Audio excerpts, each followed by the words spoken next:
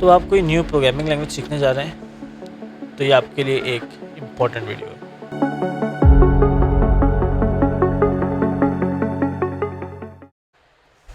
सबसे पहले मैं आपको अपना इंट्रोडक्शन देता जाऊँ। ये वीडियो मैं जो बना रहा हूँ, मेरा बैकग्राउंड खुद क्या है।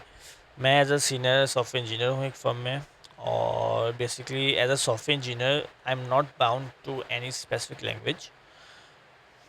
मैंने मोबाइल एप्लीकेशन में फ्लटर की है, रिएक्ट नेटिव की है।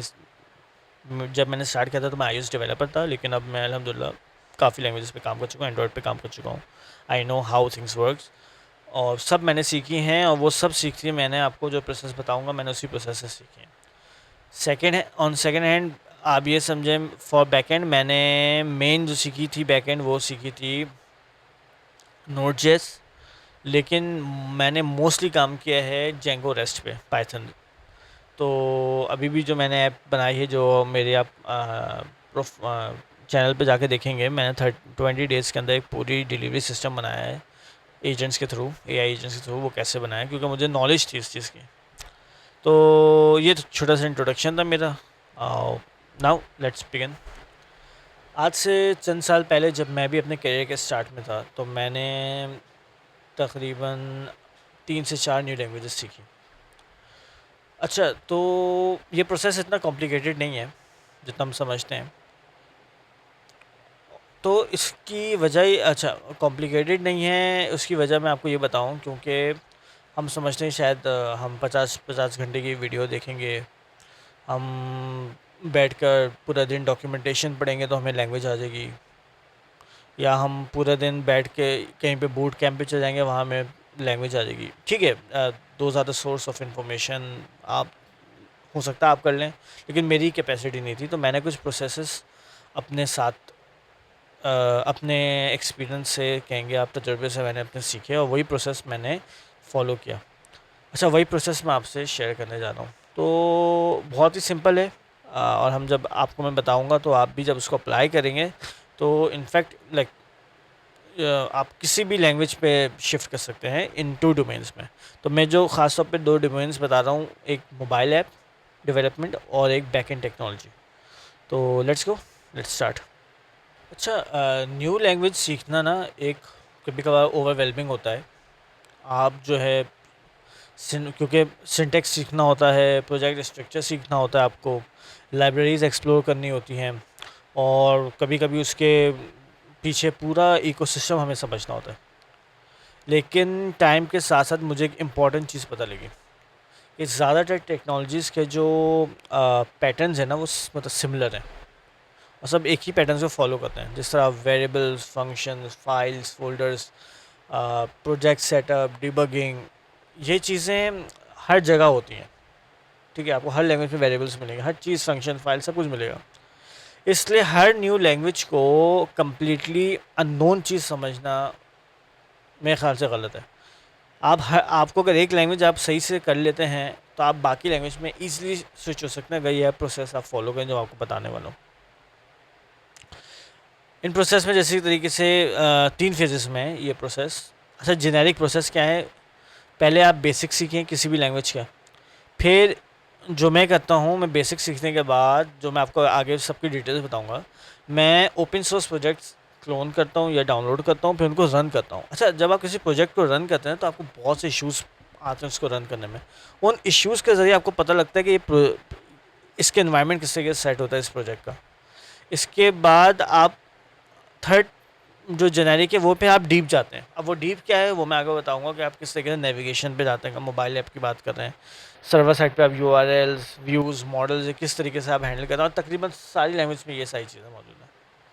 तो सबसे पहले अगर हम फर्स्ट फेज स्टार्ट करें वो है बेसिक्स।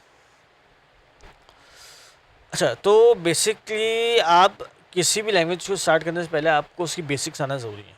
मैं कहूँगा वेरिएबल्स में, फंक्शंस, क्लास, ऊप वगैरह कॉन्सेप्ट उसमें सीख लें। उसके अलावा इंपोर्ट्स एंड इंक्लूड्स की जो भी हों, यानी कि कौन सी लाइब्रेरी इंपोर्ट करनी पड़ती है।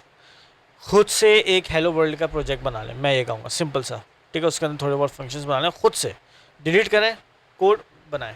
अब आप बोलेंगे आजकल तो एआई आ गई है, अब हमें क्या करेंगे? नहीं, याद रखें वाइब कोड पे मैं वैसे भी एक वीडियो बनाने वाला हूँ वाइब कोडिंग पे। तो वाइब कोडिंग एक बहुत ज़्यादा बूम पे है, लेकिन अगर आप फाइवर या अपवर्क पे जाएँ तो वहाँ पे जॉब्स आने लगी हैं कि आप इस वाइब कोडिंग जो हमने की है इसको आप फिक्स कर दें।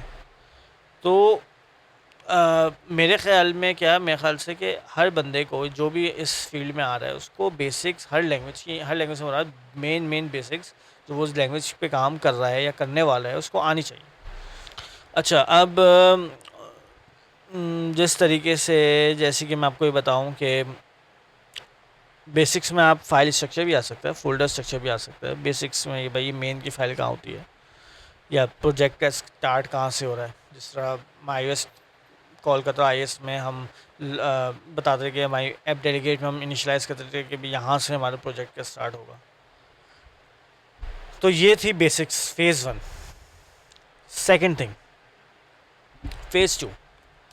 अच्छा, फेज़ 2 में आप समझें कि आप किसी भी प्रोजेक्ट को, जिस तरह बताया कि ओपन सोर्स प्रोजेक्ट को डाउनलोड करें, डाउनलोड करने के बाद उसको रन करें। अच्छा, अब बेसिकली क्या होता है, जब आप आ, कोई नया प्रोजेक्ट इस्तेमाल होता है, जब आप रन करते हैं तो आपको पता लगता है कि इसमें एरर्स कौन कौन से आ रहे हैं रन टाइम पे या रन करने के वक्त कौन कौन से एरर आ रहे हैं। और अगर बैकएंड की कोई चीज़ है तो आपको पता लगता है कि भाई डेटाबेस किस तरीके से हम क्रिएट करना होगा, ऐप्स किस तरीके से इंस्टॉल करनी होगी, लाइब्रेरीज कैसे इंस्टॉल होंगी। Same goes for mobile app, libraries कैसे इंस्टॉल होंगी, डिपेंडेंसीज क्या क्या हैं, डिफ़ॉल्ट फोल्डर कौन से हैं। मेरी बात समझ है। और जब आप बेसिक्स आपको पता होंगी और आपने कोई छोटी मोटी सी हेलो वर्ल्ड की ऐप भी बना ली होगी, जब आप कोई प्रोजेक्ट डाउनलोड करेंगे ना तो आपको पता लग जाता है कि भाई किस तरीके से दुनिया में इस प्रोजेक्ट पे काम हो रहा है, मेन मतलब किस तरीके से फंक्शनैलिटीज़ यूज़ की जा रही हैं, समझे। तो आपकी एक बड़ी अच्छी गाइड होती है कोई भी एक प्रोजेक्ट, बना हुआ प्रोजेक्ट। बेशक सिंपल, देखें मैं नहीं कहता कि सॉलिड प्रिंसिपल्स पे प्रोजेक्ट बना हुआ, नो, इट डजेंट मैटर। शुरू में सिर्फ आपको काम करना है, क्वालिटी पे आपको आना है बाद में। So first go for the quantity. मैं तो कहूँगा दबा के प्रोजेक्ट्स बनाएं, करें, बेशक वाइब कोडिंग करें उसका मसला नहीं, या एजेंट्स के थ्रू कर रहे हैं, बट बेसिक्स आर इंपॉर्टेंट। अगर आप मेरी एक वीडियो देखें जो मैंने अभी अपलोड की है डिलीवरी सिस्टम की, जो मैंने 20 डेज़ में बनाया है, तो उसमें मुझे दोनों लैंग्वेजेस की बेसिक्स है, एडवांस भी आता था, मैंने सीखा। उसके बाद मैंने एजेंट्स को यूज़ किया तो मेरे लिए बहुत आसानी हो गई, क्योंकि एजेंट कभी का मैस करता है कोड के साथ। आप जब उसको कॉन्टेक्स्ट सही से नहीं मिल पाता तो वो आपके कोड को मैसी बना देता है। तो बेसिक्स लाजमी हो गई। उसके बाद आपने कोई ओपन सोर्स प्रोजेक्ट डाउनलोड किया, आपने उस पर काम किया, डिपेंडेंसी एरर्स आए, उसमें वर्जन्स का मसला आता है, इन्वायरमेंट सेटअप का इशू आता है, एपीआई कीज़ का इशू आ गया, बिल्ड फेल्स हो रही हैं, वो सारी चीज़ें आप सेट करेंगे ना, आपको पता लग जाएगा यार कितने मसाइल का। जब आप, क्योंकि बग फिक्सिंग भी आपको बहुत चीज़ें सिखाता है। बग फिक्सिंग भी एक समझे एक किस्म की एक स्किल है, क्योंकि मैंने एक लास्ट कंपनी में जॉब की तो वहाँ पे बग फिक्सिंग जो है वो कंपनी में था ही बग फिक्सिंग, मतलब मुझे करना ही ये था, वो जितने एरर्स और वार्निंग शो हो रहे होते हैं ना मुझे उनको ख़त्म करना था। It was also like it was very good experience for me, और बहुत कुछ मैंने उसमें सीखा। तो अब मैं ये कहूँगा भाई आप एरर से डरे नहीं, और एरर्स को समझना सीखें। एरर्स बहुत हेल्पफुल होता है आपके किसी स्किल्स को पॉलिश करने के लिए। थर्ड जो चीज़ है वो मैं आपको कहूँगा कि थर्ड में आप ये समझें, मैंने तो बताया कि अब डीप जाने की बात, तो अब डीप दो चीज़ों में। थर्ड फेज़ में आप समझें बैकएंड के अंदर डीप जा रहे हैं, तो बैकएंड टेक्नोलॉजी में अगर आप डीप जा रहे हैं तो अब आपको क्या करना होगा। बैकएंड्स में कुछ चीज़ें कोर हैं, जिससे यूआरएल्स होते हैं, कहाँ जहाँ पर यूआरएल सारे डिफाइन करते हैं, व्यूज़ होते हैं, मॉडल्स होते हैं, एप्लीकेशन होते हैं। आप कुछ में एप्लीकेशन होती हैं, कुछ में शायद कोई और तरीका होता हो, लेकिन जो मैंने जिस पे काम किया उसमें एप्लीकेशंस होती हैं डिफरेंट। इसी तरीके से यूआरएल बेसिकली राउट्स ही होते हैं, और रिक्वेस्ट किस तरीके से बनाई जाती है, सीरियलाइजर्स किस तरह यूज़ होते हैं। तो ये थोड़ा डीप आप जा रहे हैं। अब क्या कर रहे हैं आप किस तरीके से जा रहे हैं, आपने ये मेन चीज़ें देखनी चाहिए कि व्यूज़ कहाँ हैं, यूआरएल्स कहाँ हैं, मॉडल्स किस तरीके से, ये आपने मेन चीज़ें देखनी। आप सीरियलाइजर्स को किस तरह यूज़ कर रहे हैं। इसके बाद अब आएंगे सेंट्रलाइजेशन की तरफ। अब आप देखेंगे कि मैं 50 व्यूज़ है मेरे पास, समझे, इन केस ऐसे बोल रहा हूँ, वो किसी एक जगह से रिस्पॉन्स बनाते हुए वहाँ से रिस्पॉन्स कस्टमर या सॉरी यूज़र के पास जाए, जो भी रिस्पॉन्स रिक्वेस्ट कर रहा है। इस तरीके से आप बहुत चीज़ें सेंट्रलाइज़ कर सकते हैं, एरर हैंडलिंग को सेंट्रलाइज़ करेंगे, ठीक है। तो अब आप देख रहे हैं, तो सबसे पहले बेसिक्स फ़ोल्डर्स वगैरह आपने देख लिए, उसके बाद अब ओपन सोर्स प्रोजेक्ट को आपने उठाया, उसको सॉल्व करना शुरू किया। उसके बाद अब आएंगे जो कोर उसकी प्रॉपर्टीज़ हैं, या कह लें कोर फंक्शनैलिटीज़ हैं उस लैंग्वेज की उस साइट की। अब जैसे मैंने बताया राउटर्स वगैरह ये सारी चीज़ें वो आपने देखी। अब आप आएंगे प्रोजेक्ट स्ट्रक्चर पे।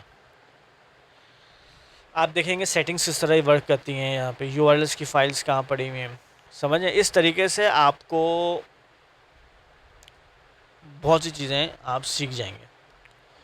अब मैं बात करता हूँ मॉड्यूलैरिटी की किसी भी लैंग्वेज। अब आप जिस तरीके से यूज़र का मॉड्यूल प्रोडक्ट का मॉड्यूल बन जाएगा, यूज़र का मॉड्यूल बन गया, अब ऑर्डर का मॉड्यूल बन गया। हर मॉड्यूल अपने अंदर मॉडल रखता है, अपने अंदर यूआरएल्स यानी राउट्स रखेगा, व्यूज़ रखेगा, समझे।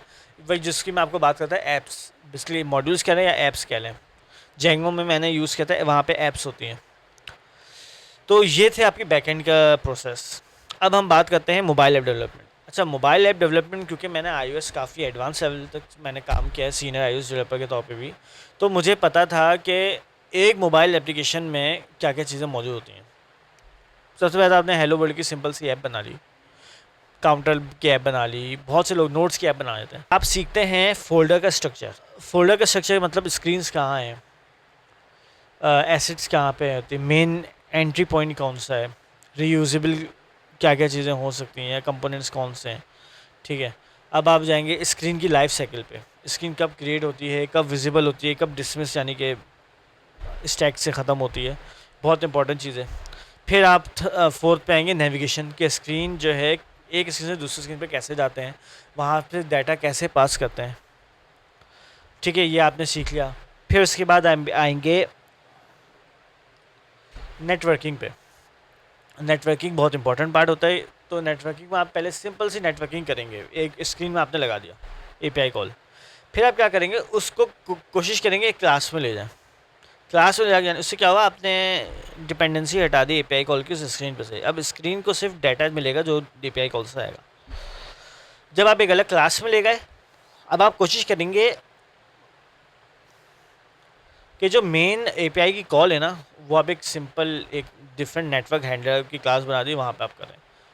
तो इस तरीके से आप क्या करेंगे, आप बेसिक से एडवांस, एडवांस से आप सीनियरिटी लेवल वाला काम करना शुरू कर देंगे सब। उसके बाद नेटवर्क के बाद जेसन मॉडल्स आ जाएंगे। आप एपीआई कॉल करने के बाद अब आप मॉडल्स को किस तरीके से हैंडल करना है वो आ जाएगा। सेंट्रलाइजेशन जो मैंने आपको बताया, राउटिंग को सेंट्रलाइज कर दें, राउटिंग को सेंट्रलाइज कर दिया आपने उसके बाद नेविगेशन लॉजिक को सेंट्रलाइज कर दिया, स्क्रीन को सेपरेट मॉड्यूल्स में क्रिएट कर दिया, कंपोनेंट बेस्ड काम कर दिया आपने। एक स्क्रीन के अंदर चार चीज़ें यूज़ हो रही हैं, आपने उसको सेपरेट कंपोनेंट्स बना दिए। ये आपको बिगनर्स से एक प्रोफेशनल लेवल की ऐप में ना क्या करती है, कन्वर्ट करती है। और आप इस तरीके से एक अच्छी ऐप बनाना सीख जाएंगे, और आप लैंग्वेज पे भी काम कर लेंगे, आपको लैंग्वेजेस भी आ जाएंगी। तो अगर मैं पूरा लर्निंग स्टेप को मैं उसको स्टेप से ब्रेक करूं, तो आप पहला स्टेप ये समझें कि फर्स्ट स्टेप में बेसिक सीखें। सेकंड में एक स्मॉल प्रोजेक्ट क्रिएट करें, ओपन सोर्स प्रोजेक्ट को डाउनलोड करें, उसको रन करने की कोशिश करें, टेक्नोलॉजी के हिसाब से स्ट्रक्चर को समझें, और कुछ प्रैक्टिकल बिल्ड करें। अब बैकएंड के लिए मैंने आपको बताया राउट, व्यूज़, मॉडल्स और सीरियलाइजेशन, सेटिंग्स, ये सब आपने देख लिया। मोबाइल के लिए आपने देखा screens, life cycle, navigation, networking, centralisation, ये चीज़ आपने मोबाइल के देख लिया। तो मैं आपको ये कहूँगा कि ट्यूटोरियल्स से सिर्फ नहीं सीखें, कुछ बिल्ड करें और चीज़ों को ब्रेक करें, और इस प्रोसेस को रिपीट करते रहें। इस तरह से आप एक एक्चुअली कोई भी लैंग्वेज या कोई भी टेक्नोलॉजी लर्न कर सकेंगे। तो इन दी एंड मैं आपसे ये कहूँगा कि अगर आप कोई नई प्रोग्रामिंग सीख रहे हैं तो जल्दी नहीं करें, स्मॉल स्टार्ट करें और मिस्टेक्स करें, एरर्स आएंगे, एरर्स को सॉल्व करें, स्ट्रक्चर समझें, फिर कुछ रियल करें। यही अप्रोच मैं हर डाटा हर दफ़ा फॉलो करता हूँ और मेरे लिए काफ़ी कारआमद या बहुत सक्सेसफुल अप्रोच है मेरे लिए। तो अगर आपको वीडियो पसंद आई हो तो आप लाइक करें, सब्सक्राइब करें और बेल आइकन को प्रेस कर दें और मिलते हैं हम नेक्स्ट वीडियो में।